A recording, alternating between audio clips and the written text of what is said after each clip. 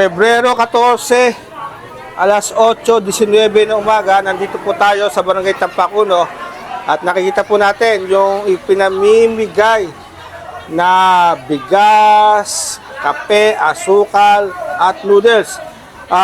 Ito po ay galing po ito sa nakolektang buwis sa mga gumiik na reaper harvester nitong nakaraang panag-ulan. At dito po sa Barangay Tampak 1, tradisyon na po ang pamamahagi po ng nakolektang buwis tuwing Pebrero 14. Araw ng mga puso. Araw ng mga puso. Pero 2 beses po sa isang taon kung mamahagi.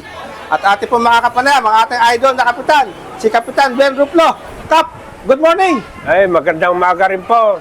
Happy Valentine sa lahat po na nakikinig sa radyo nating Gimba. Magandang umaga po.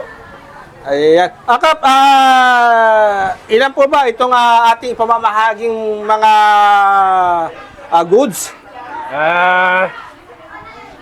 Yung pamahagi po natin sa aming barangay, mahigit pong 400 po ito. 400 po na bag. Opo. Opo.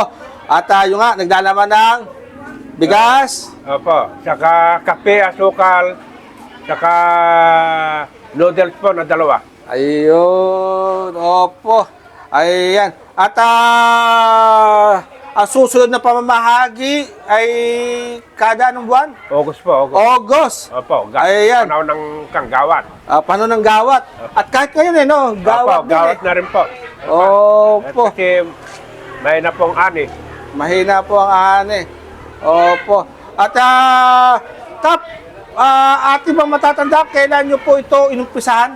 Mula po nagkaroon po ng reaper. Ako po ang kauna-unahan po dito sa buong Gimba po.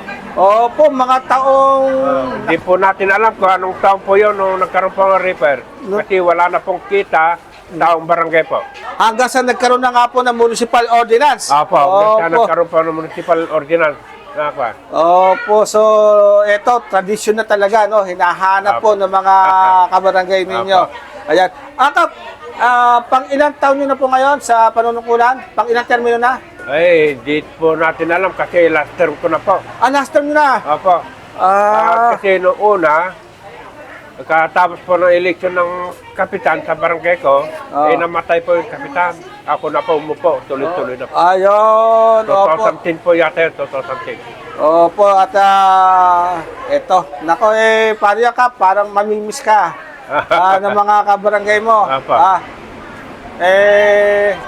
Baka meron kang nais sabihin sa inyong mga kabarangay at sa mga susunod na manunungkulan na kapitan dito po sa inyong barangay.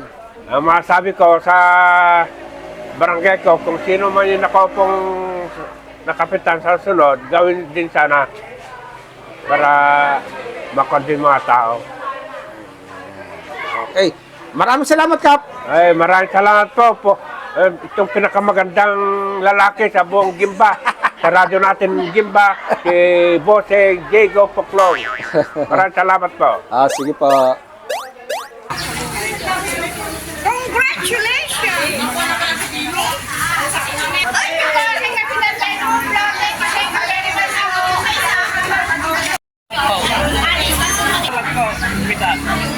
Salamat po. Magandang umaga po, Diego. Maraming salamat po at kahit pa paano hindi nyo nakakalimutan ang aming barangay. Lalong-lalo na pag ganitong may bahagi na konting biyaya galing po sa aming nakukulikta sa reaper dito sa aming barangay. Ganun pa man din po. Nagpapasalamat din po ang mga taong barangay dahil kahit pa paano nakakatanggap sila ng konting biyaya katulad na naman sa araw na ito.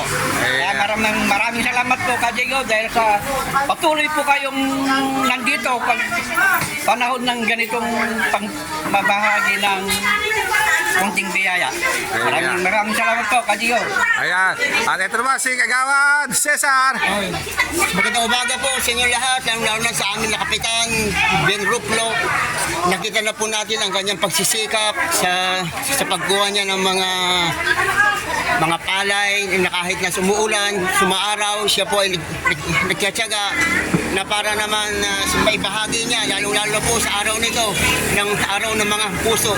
Yan po pinapakita ng ating barangay captain ang kanyang pagmamahal, lalo-lalo na sa kanyang barangay, lalo-lalo na sa mamamayan ng barangay Tampak Uno. Yan lang po, Kadiego, at maraming salamat.